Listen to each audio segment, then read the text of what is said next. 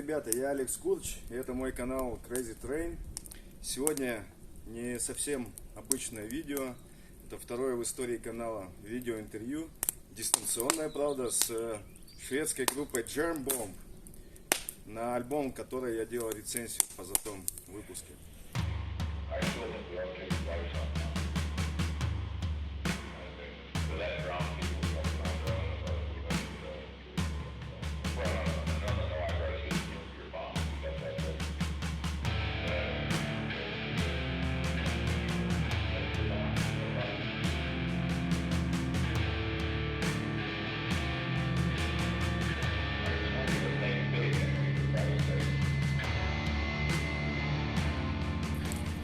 Парни выбрали локации для съемок своих роликов. Какую-то кафешку в Гетенбурге. По всей вероятности это вечер. Они снимают после репетиции, где, кстати, они сочиняют материал для нового альбома. Они немного усталые, но ничего страшного, мы им это простим, потому что ответы все равно очень интересные. Ну а у нас стоит отличная погода, поэтому мы решили снимать на приусадебном участке. Я вот жгу бревнышки, чтобы потом приготовить замечательный шашлык. Итак, hi guys! Познакомимся поближе. Hello, Russia.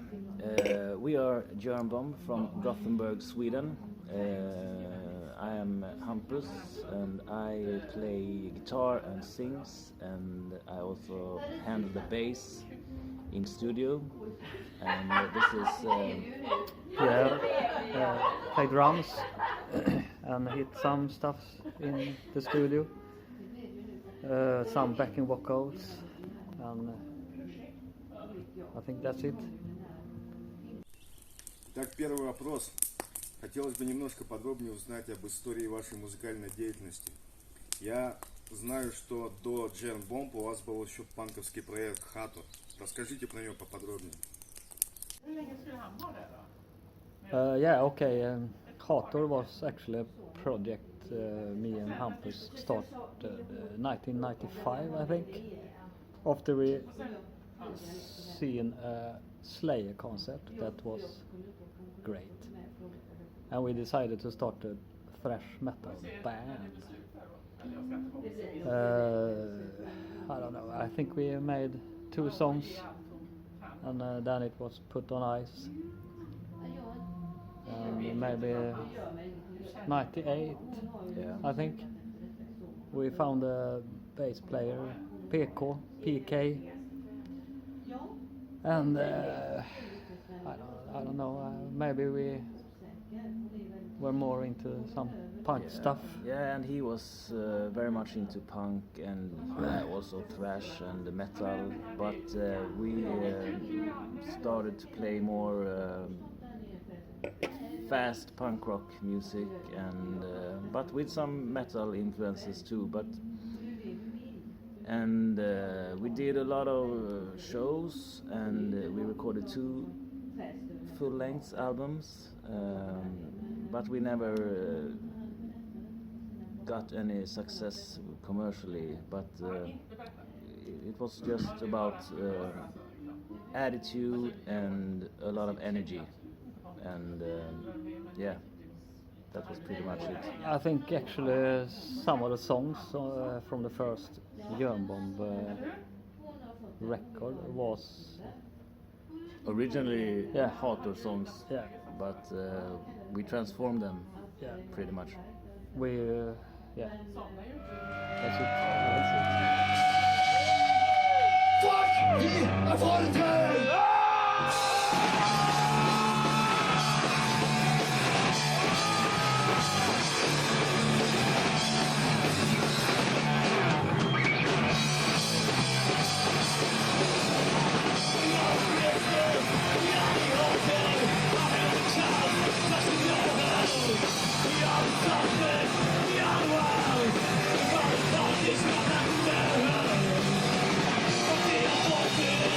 Yeah.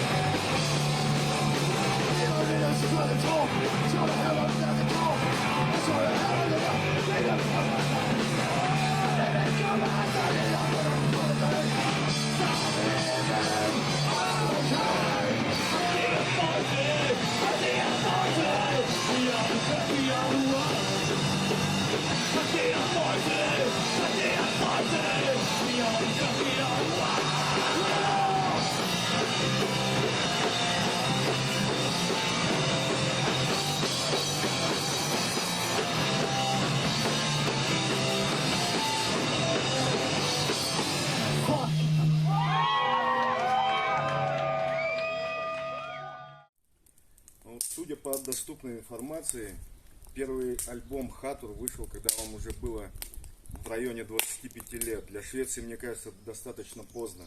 Может быть, были у вас еще какие-то перед этим попытки, какие-то группы, которые не вошли в историю. Вот расскажите поподробнее, почему так поздно. И еще один миф.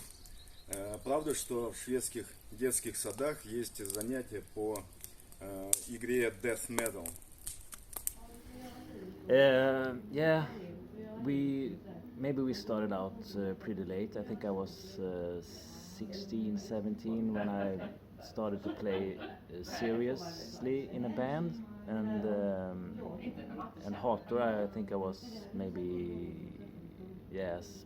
18. Pierre said we were maybe 18 years old, and then it became the punk rock Hator, and we were maybe 20 years old. But yeah, obviously you want to release a record. That's the dream you have when you start a band and play shows and all that. But we were, compared to famous metal bands from Sweden, maybe we were just old farts when we get our debut album out. Yes.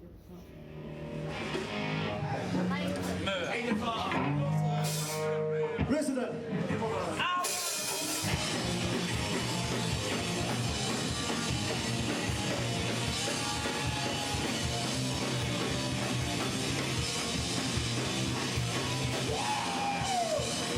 You all let me down. I found you all. Stay waiting, I'm waiting for what? Don't wanna be like you. Don't wanna end up so now. I see the shit. There's a motherfucker life. Whoa, going out of my mind. It's got me feeling alive.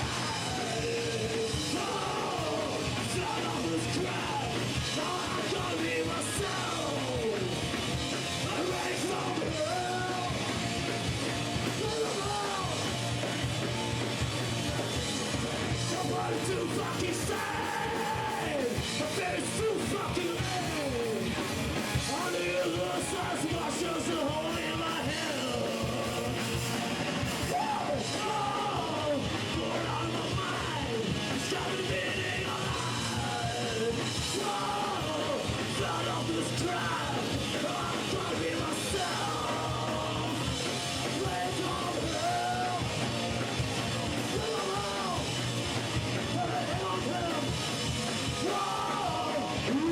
My teeth, I just waste my birthday. Whoa, what happened again?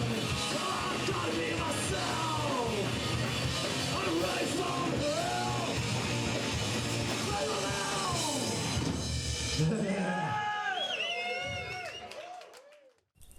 Ну так, первый миф о Швеции остался нераскрытым, к сожалению.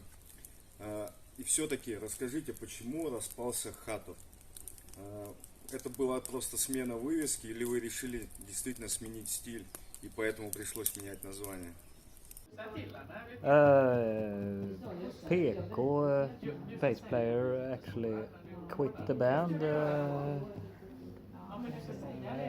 and then we had to continue with something, and we came up with Germ Bomb, I think. Yeah, he hadn't the time and energy to continue in Hator, and no hard feelings, but we wanted to continue doing music. Сейчас следующий вопрос.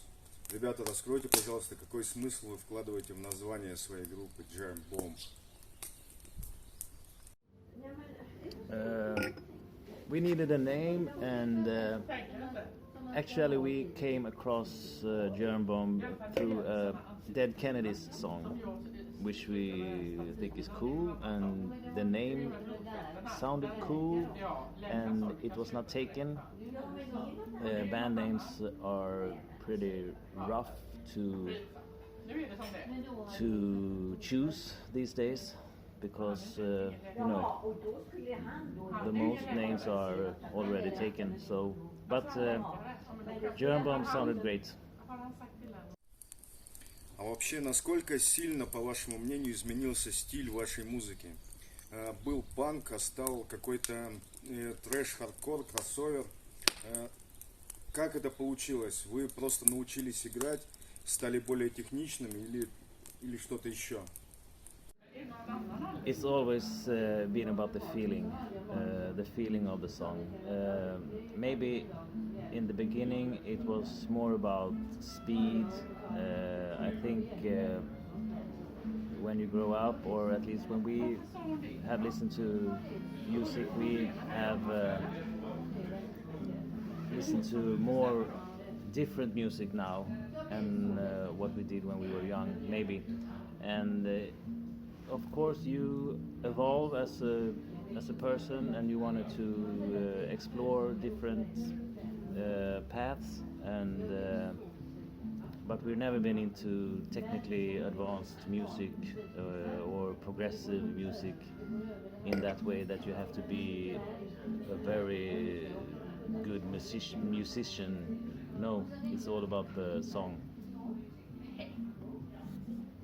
Ну, вообще-то с техникой исполнения у вас все в порядке, так что можете не скромничать. Следующий вопрос о издателях ваших альбомов. Вот первый полноформатник Infected from Birth вышел на китайском Area Death Production, а потом, спустя 10 лет, был переиздан на бразильском Cianetto. Так вот, хотелось бы понять, почему так раскидало издателей по всему миру. По всей вероятности, в Швеции, как и во всем мире, нет пророков в своем отечестве.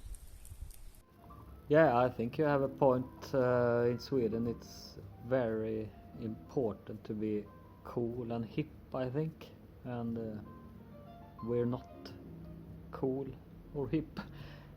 So I think maybe some labels outside. Yeah, I think it's maybe this scene is bigger around the world and in Sweden just now. I don't know, but the anxious. yeah, they're pretty anxious here in Sweden, and but we're happy if we can have a Chinese label or Czech a label from label. Russia, or a Czech label, or from Brazil. It's really cool to Cianetto to re-release our debut album, Infected from Birth. Ваш второй и третий полноформаты вы также вышли у китайцев Area Death на компакт-диске, а на виниле на чешском Dumenche. Расскажите, как чехи на вас сами вышли? No, Dementia, Lucas, I think his name is. No, he didn't contacted us. I think we came across him through some other bands. I don't know really. I don't remember that, but we asked him if he was interested in releasing. I think it was Sound of Horns, really, the first vinyl he released, and we were very happy about that, and it was really cool. But we contacted him. Так, в силу некоторых причин я вот с некоторых пор начал интересоваться выпуском винила. И интересно, вы знаете, на каком заводе ваши винилы были выпущены, каково их качество, и есть ли у вас еще на руках ваши свободные копии, которые можно спокойно приобрести, или только ваши личные, которые уже и так запилены до дыр? I think the factory plant is from Czech Republic, and the name of the company is GZ, and the quality is good. It's no problem with the quality, and they are available through distros and also through our Bandcamp. Check it out. Yeah, do that. Так, ребята, все поняли. Свободная копия их винилов еще есть, так что налетайте. Ну, а мы перейдем к четвертому альбому. Он называется G Sucked Out. Что это обозначает? Что вы вкладывали в это название? Переведите, пожалуйста. Well, I think the main inspiration for the title comes from an old Swedish band called No Security. I think it was an album they did. Yes. I don't know what. But it's all about how we squeeze out the goods from this society or planet or Earth. You pick the good stuff and don't give a shit about the rest. And it was a cool band, No Security, and the title is similar to ours. Итак, ребята, вот на этом альбоме вы изрядно замедлились, хотя надо признать, что ваш почерк, ваш индивидуализм остался на месте, он заметен во всем. Но, тем не менее, в чем причина этого эксперимента? Ведь он привел к созданию лучшего альбома в вашей дискографии, на мой взгляд. Не хотел бы сказать, что предыдущие альбомы плохи, но вот этот просто огонь. Надеюсь, это не старость к вам подкрадывается из-за угла с теплым пледом наперевес. Okay, it's really cool that you like our new stuff. I don't know what happened. Maybe some new influences or something. Don't want to do the same thing over and over again. I think we have to evolve. Yes. And Something. I think we're more into this riff that goes on, and you can build up a song, and it can take some time, and yeah, we have to do new things. You can't do the same thing over and over. So it's no experiment. It just happened, and we're really glad that you enjoy it, because we think it's probably the best thing we've done so far. Ну да, наши мнения в этом полностью совпадают. В предыдущем видео я делал небольшой видеообзор на ваш последний альбом G Sucked Out и привел несколько ассоциаций, которые, возможно, многие восприняли как ложные или спорные. Это Celtic Frost, Ministry, Генри Роллинс и прочие вот такие группы. Хотелось бы узнать, вы согласны с моим мнением или можете кинуть меня чем-нибудь тяжелым, если я не прав? I think you nailed it with your video review, and to be mentioned together with bands like Celtic Frost and Ministry. It's just an honor, and you really got it with this, and we don't have to throw anything heavy at you, because it was a great review. Большое спасибо, ребята, очень рад. И следующий вопрос о ваших контактах с Metal Race, что к этому привело, и расскажите, в чем разница в общении между лейблами по всему миру, с русским, бразильским, чешским, китайским и так далее. Anatoly was really interested in releasing our Get Sucked Out, and I don't know the difference between record labels around the world. The main difference now, I think, is a little bit with the distro. I think some labels we worked with before have had a wider distro net, but we are very happy with the relation with Metal Race, so it's no problem with that. Согласен, действительно существует какая-то причина, по которой иностранные лейблы не очень склонны пополнять свои дистро нашими релизами, ну, имеется в виду релизами отечественных лейблов. Может быть, в это недоверие или что-то еще. Ну да бог с ним. Вас в группе сейчас двое, и в связи с этим вопрос. Выступаете ли вы живьем? Если да, то как это происходит? Yeah, we are only two in the band, but we play live when we get some gigs, and we like it a lot. We have a bass player called Jesper that join us when we have gigs, and he fits well in the band, I think. Definitely. Yeah, we like to play live, so no problem with that.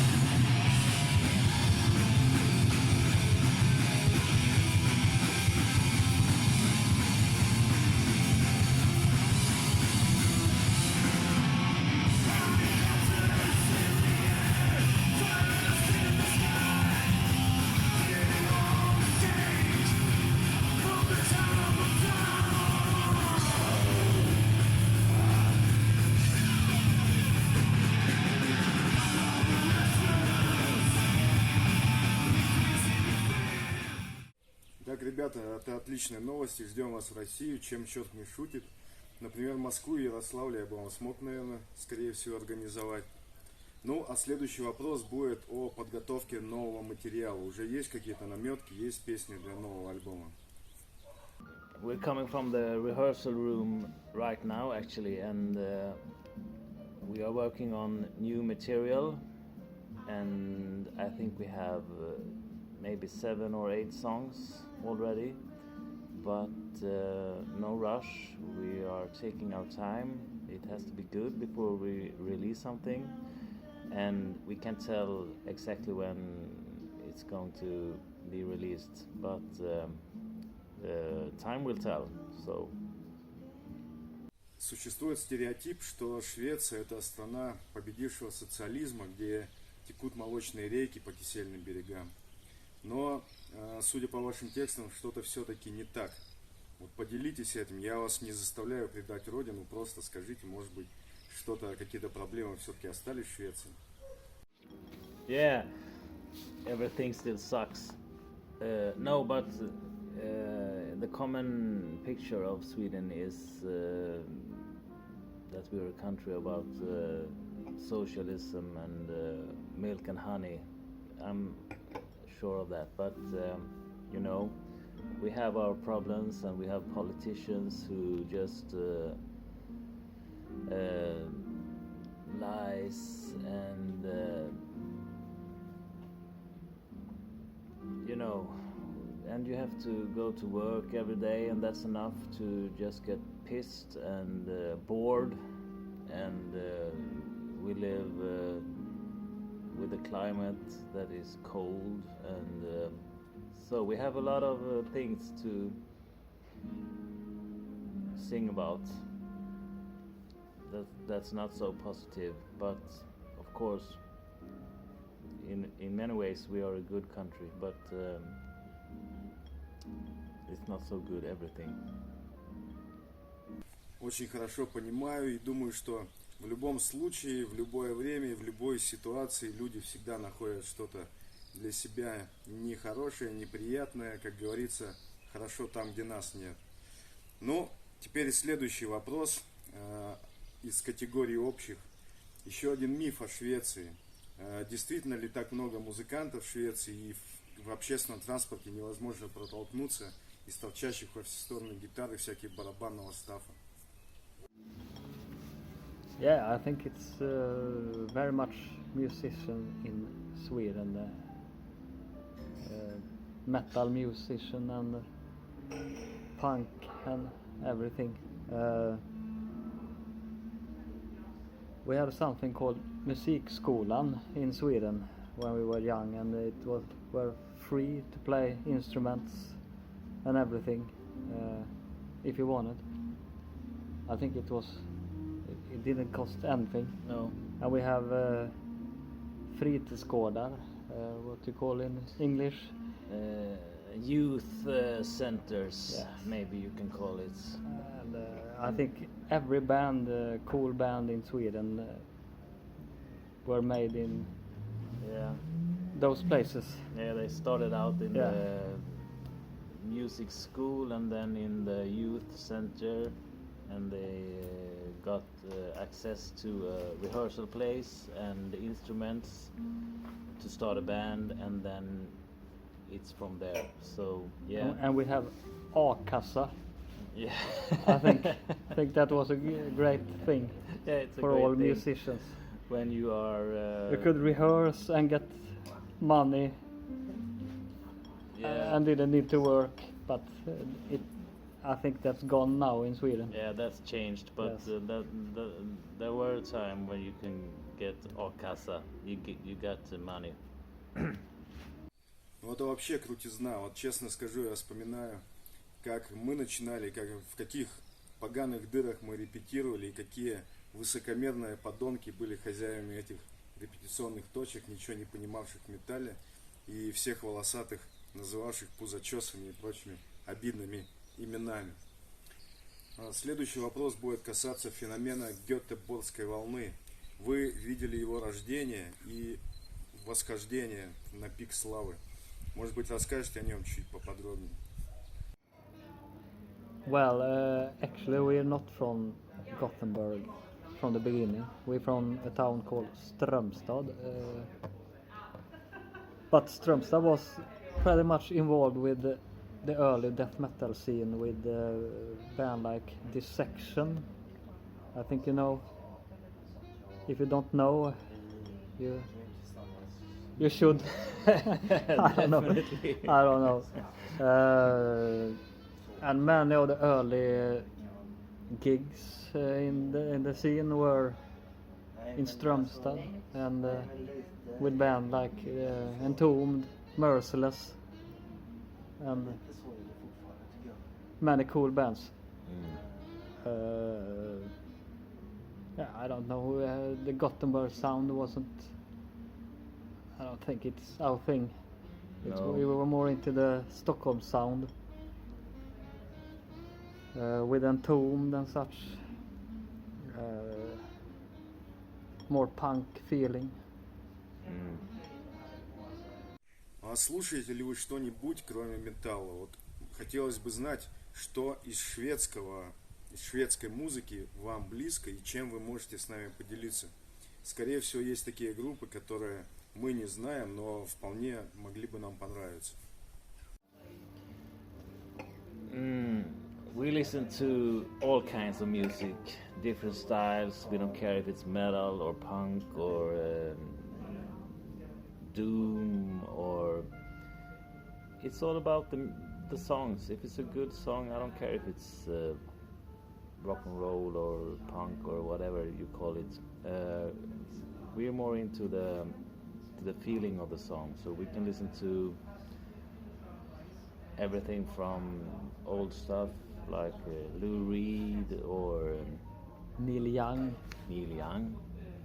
We both love some Neil Young stuff, and we can listen to industrial things, and